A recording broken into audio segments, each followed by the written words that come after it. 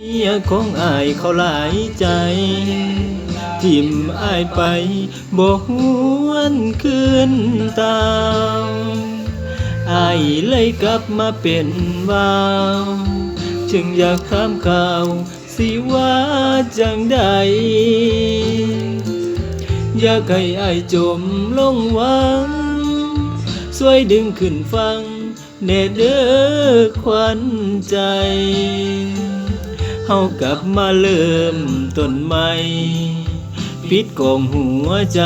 มองที่มันห่วงให้สิฮักแต่เจ้า